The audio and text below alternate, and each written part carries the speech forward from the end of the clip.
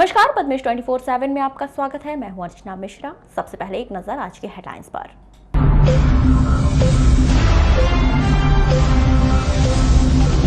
महिला बाल विकास विभाग के सत्तू ने छीन लिया 2500 महिलाओं से काम। मामले ने पकड़ा तूल, शासन प्रशासन आमने सामने। ट्रॉमा सेंटर में एक और प्रसूता महिला की मौत, 13 जून को कराया गया था भर्ती। जिला अस्पताल के लिए राहत भरी खबर, 33 संदिग्धों की आई रिपोर्ट नेगेटिव। 12वीं की परीक्षा देने घर से निकले छात्र का फांसी के फंदे पर लटका मिला शव। और अब खबरें विस्तार से। मार्च महीने में प्रदेश और पूरे देश के लिए दो नए संकट आए। एक का नाम था कोरोना वायरस, तो दूसरा प्रदेश की तत्कालीन सरकार गिराकर नई सरकार बना दी गई। कोरोना वायरस से बचने के लिए लॉकडाउन किया गया और इस दौरान शासन ने ऐसा कुछ आदेश जारी किया कि जिले के 1100 समूह में कार्य करने वाली 2500 महिलाओं की रोजी रोटी छीन ली गई। दरअसल यह पूरा मामला यह है कि महिला एवं बाल विकास विभाग के माध्यम से वितरित होने वाले पोषण आहार का नई सरकार ने स्वरूप ही बदल दिया और सत्तू का वितरण किया गया। इस सत्तू वितरण में इतने अधिक बदलाव हुए कि पुराने समूह से काम छीन लिया गया और सारे नियम को ताक पर रखकर नए समूह को काम दे दिया गया। लेकिन बात जब नियम की आई, अनुबंध की आई, तो सरकार कर्मचारी अधिकारियों ने हाथ खड़े कर दिए। मामला यहाँ पर पूरी तरह से फंस गया और अब सत्तू का भुगतान लगभग 2 महीने की राशि 1 करोड़ रुपए पूरी तरह से अटक गई है। शासन ने प्रशासन पर दबाव बनाया, प्रशासन ने अपने कर्मचारियों पर जोर दिया। कर्मचारियों के आगे अब किसी भी कागज पर साइन करना आगे कुआं पीछे खाई जैसी स्थिति बन गई है। जानकारी यही मिल रही है कि इस कारण ही जिले के 3 परियोजना अधिकारी छुट्टी पर चले गए। दरअसल पुराने समूह में कार्य करने वाली महिलाओं को बंद करने के लिए जबरन परियोजना से लेकर सेक्टर सुपरवाइजर तक दबाव बनाया गया, लेकिन उन्होंने जबरन साइन करने से इनकार कर दिया।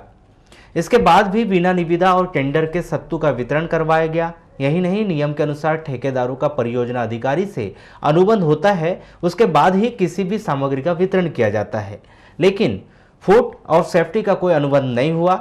जब अनुबंध नहीं हुआ तो भुगतान कैसे होगा, यह परियोजना अधिकारी पूछ रहे हैं। उन पर शासन दबाव बना रहे।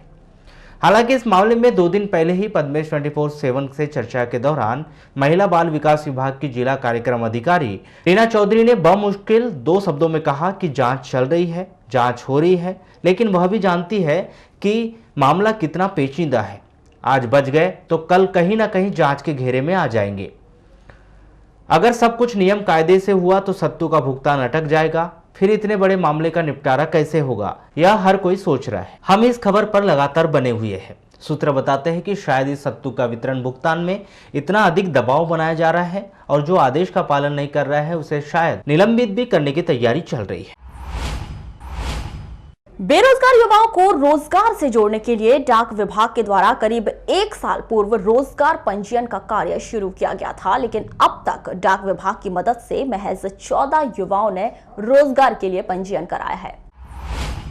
इस संदर्भ में प्रधान डाकघर के डाकपाल धुरेंद्र बनोटे ने बताया कि इस दौरान डाकघर में युवाओं का रोजगार को लेकर पंजीयन कराया गया था। उस समय की परिस्थिति अलग थी, लेकिन अब स्थिति हाईटेक हो चुकी है और युवा खुद ही ऑनलाइन प्रक्रिया के माध्यम बनाकर रोजगार के लिए पंजीयन करवा रहे हैं। अब तक हमारे यहाँ टोटल 14 रजिस्ट्रेशन 2019 से 2020 आज तक। अच्छा, क्या प्रक्रिया होती है सर इसकी? प्रक्रिया उसमें जो उनके एजुकेशन के हिसाब से ऑनलाइन फॉर्म फिलअप करते हैं तो उनका रजिस्ट्रेशन हो जाता है। 15 रुपये उसकी शुल्क लेते हैं अपन। अच्छा सर, काफ़ी कम संख्या में जो है पंजीयन हुए हैं, इसके पीछे वजह क्या है? वजह है कि अब ज़माना हाईटेक हो गया है। लोग साइट पे जाके खुद देख लेते हैं, ऑनलाइन खुद रजिस्ट्रेशन करा लेते हैं और ऑनलाइन रजिस्ट्रेशन की कई जगह फैसिलिटी हो गई है, इसलिए डिपार्टमेंट में कम रजिस्ट्रेशन। जिन लोग को यहाँ आने में सुविधा होती है। वारासिवनी जनपद पंचायत के अंतर्गत आने वाले ग्राम आलेझरी के शासकीय तालाब से मिट्टी का अवैध उत्खनन कर उसे ट्रैक्टर में भरकर परिवहन किए जाने के मामले में तहसीलदार वारासिवनी ने ट्रैक्टर और जेसीबी को जब्त कर लिया है। तहसीलदार राजेंद्र टेकाम ने पद्मेश से मोबाइल पर चर्चा में बताया कि उन्हें सूचना मिली थी कि ग्राम पंचायत आलेझरी में सरपंच जीतू राजपूत के द्वारा अवैध उत्खनन कर मिट्टी का परिवहन किया जा रहा है। सूचना पर वे मौके पर पहुंचे और उन्होंने इस कार्य में लगी जेसीबी और एक ट्रैक्टर को जब्त कर जब्ती पंचनामा की कार्यवाही सुपुर्दगी की कार्यवाही की। लेकिन चूंकि मामला शासकीय जमीन से अवैध उत्खनन का है, इसीलिए उन्होंने ट्रैक्टर मालिक जेसीबी मालिक के खिलाफ अवैध उत्खनन करने और अवैध परिवहन करने का प्रकरण बनाया है। वहीं दूसरी ओर राजस्व अमले के द्वारा की गई इस कार्यवाही पर आलेझरी के ग्राम प्रधान जीतू राजपूत ने तहसीलदार के द्वारा की गई इस कार्यवाही को दुर्भावनापूर्वक की गई कार्यवाही बताया है। क्या है, गांव के तालाब में सड़ी हुई मिट्टी रहती है, काली मिट्टी रहती है, जो ट्रैक्टर में दिख रही है, वो खेत के उपयोग के लिए जो उपजाऊ भूमि नहीं रहती उसमें डाला जाता है। तो मैं उसको जमा करके अपने खेत में ले जा रहा था। जो बात पंचनामा लिखा गई जमा करके ला रहा है, खुदाई नहीं किया हूँ मैंने, उसको जमा करके अपने खेत में लगे हुए खेत में, तालाब से लगे हुए खेत में जहाँ पानी भरता है, पौधे लगाना मेरे को, इसलिए मैंने लगाया। अच्छा, ये तालाब किसका है भैया? तालाब सरकारी तालाब है और वहाँ कोई मनरेगा काम चालू नहीं है, आज तक में बंद हो गया है। जिला अस्पताल द्वारा 13 जून को जारी किए गए हेल्थ बुलेटिन के अनुसार 33 संदिग्धों की जांच सैंपल की रिपोर्ट निगेटिव प्राप्त हुई है। जानकारी के अनुसार 11 जून को इन सभी संदिग्धों 33 के जांच सैंपल आईसीएमआर लैब जबलपुर भेजे गए थे। बता दें कि इन 33 लोगों में वे कुछ लोग शामिल थे जो बीते दिनों लालबर्रा तहसील के डोकरबंदी के पॉजिटिव मरीज के संपर्क में आए थे। इस तरह से जिले में वर्तमान में कोरोना पॉजिटिव कुल 6 मरीज dedicated Covid health centre Gaykhuri Balaghat में उपचार के लिए भर्ती हैं, जिनमें ग्राम बेनी का 1, बिसौनी के 2, भुरसा डोंगरी के 2 और ग्राम डोकरबंदी का 1 मरीज शामिल है।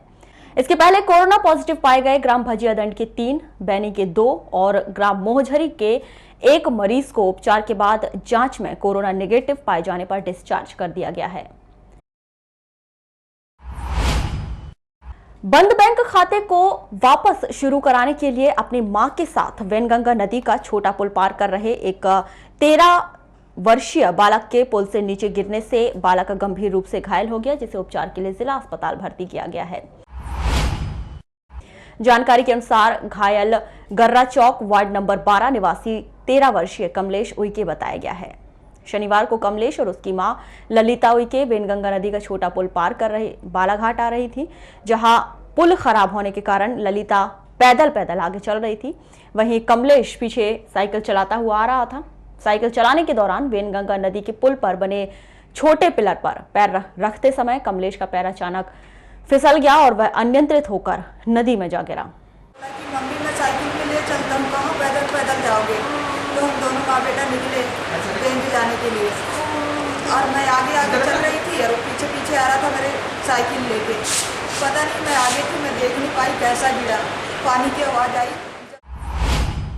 शासन द्वारा अनलॉक 1 के तहत 8 जून से धार्मिक स्थलों को खोलने की अनुमति दे दी गई है। इसके तहत शहर के सभी मंदिर तो खुल गए हैं, लेकिन उसमें भक्तों की संख्या गिनी चुनी दिखाई दे रही है। इस विषय पर मंदिर के पुजारी बताते हैं कि भक्तों के नहीं आने से मंदिर परिसर सूने हैं। वहीं दूसरी ओर मंदिरों के बाहर दुकान लगाकर रोजी रोटी चलाने वालों को भी परेशानी झेलनी पड़ रही है। बहुत कम भक्त लोग आ रहे हैं और आ भी रहे तो उनको हम लोग पहले ही बोल देते हैं कि मास्क पहन के अंदर आइए और बस हाथ जोड़िए माता जी के। अच्छा, कितनी कमी आई है भक्तों में अभी? काफ़ी परिवर्तन आ गया है, पहले के भांति अभी भक्त लोग बहुत कम आ रहे हैं, मिनिमम ही इक्का दुक्का बस। अच्छा, भक्त मुश्किल से इक्का दुक्का आ रहे, बाकी अभी कोई नहीं आ रहा है। तो फिर आप लोग का फिर ये व्यवसाय कैसे चलता है? अब खोल के रखें, धीरे धीरे सोच रहे कि आगे कुछ हो जाए। तो कितना प्रभावित हुआ आप लोग का इस व्यवसाय में? इसमें तो जैसे हम लोग रोज़ का 300-400 रुपये कमा लेते थे, आज की तारीख में 20-30 रुपये आ पा रहा है रोज का। किरणापुर थाने के सालेटेका निवासी छोटेलाल पटले का पुत्र हर्ष पटले 12वीं कक्षा का पेपर देने तो घर से निकला, लेकिन स्कूल नहीं पहुंचा। शाम तक घर नहीं लौटा तो परिजनों ने खोजबीन की तो हर्ष फांसी के फंदे पर लटका हुआ मिला। परिजनों के अनुसार प्रथम दृष्टया मौत का कारण परीक्षा का टेंशन लग रहा है। हालांकि किरणापुर थाने की पुलिस ने मामला दर्ज कर जांच शुरू कर दी है। ये घटना सर जी कैसा है, कल 12 से 1 के बीच की। हम लोग सोचे पेपर देने गया है बाद में स्कूल से फोन आया कि हर सब पेपर देने क्यों नहीं आए, तब उसकी छानबीन की हम लोगों ने, तब 5:30 बजे मालूम पड़ा। कहाँ पर था ये खेत में था। खेत में? हाँ। तो क्या खेत में एक्सपायर हो गया? खेत में एक्सपायर। क्या कारण क्या लग रहा है आपको? रीजन तो वो एग्जाम का लग रहा है, एग्जाम दिया नहीं उसने पेपर, कुछ भी समझ ही नहीं आया। नॉर्मल एकदम बढ़िया था। घर पे मम्मी की तबीयत खराब थी, डॉक्टर को बुलाया, फिर फल फ्रूट भी ला के दिया, सब कुछ दिया, नॉर्मली था, ऐसा कुछ समझ ही नहीं आया किसी। अच्छा ये बताइए कहाँ पढ़ाई करते थे? ये अट्टा स्कूल। अट्टा स्कूल में। तो कल पेपर था? कल पेपर था। कोतवाली थाना के अंतर्गत ग्राम धापेवाड़ा निवासी इमरतीलाल नकपुरे उम्र 60 वर्ष की जिला अस्पताल में उपचार के दौरान 13 जून की सुबह मौत हो गई। 10 जून को इमरतीलाल भैंस चराकर अपने घर लौट रहे थे। इस दौरान रास्ते में एक मोटरसाइकिल चालक ने उसे टक्कर मार दी थी, जिन्हें इलाज के लिए जिला अस्पताल में भर्ती कराया गया था, लेकिन चोट अधिक लगने की वजह से उपचार के दौरान उनकी मौत हो गई। धापेवाड़ा में मतलब भैंस चरा के आ रहे थे, तो आते आते मतलब एक्सीडेंट हो गया। क्या नाम है इनका? इमरीलाल नकपुरे। उम्र क्या होगी इनकी? लगभग 60 वर्ष। तो ये बताइए कब की घटना है? ये है 10 तारीख को है, शाम को 7 बजे। तो बहुत गंभीर थे क्या ये? हाँ जी। तो मृत्यु कब हुई इनकी? अभी 6 बजे। 6 बजे के लगभग।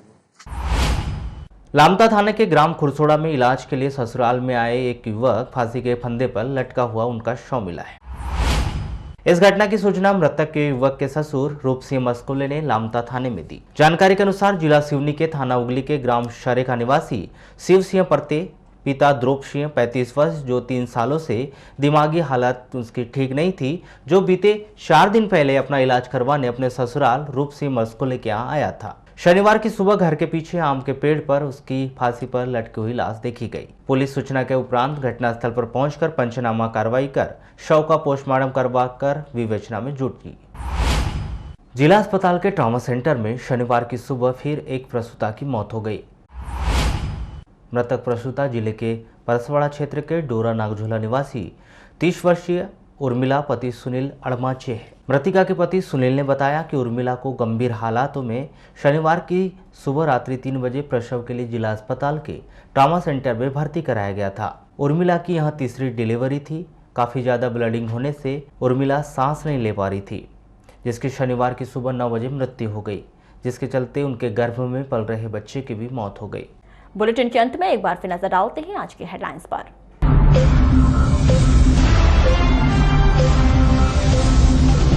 महिला बाल विकास विभाग के सत्तू ने छीन लिया 2500 महिलाओं से काम।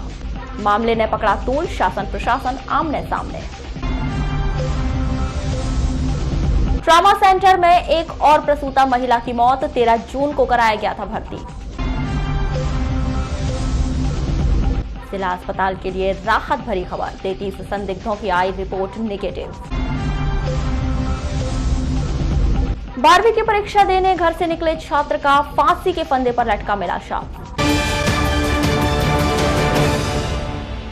तो ये थी अभी तक की खास खबरें। अगले न्यूज बुलेटिन के साथ फिर मुलाकात होगी, तब तक के लिए नमस्कार।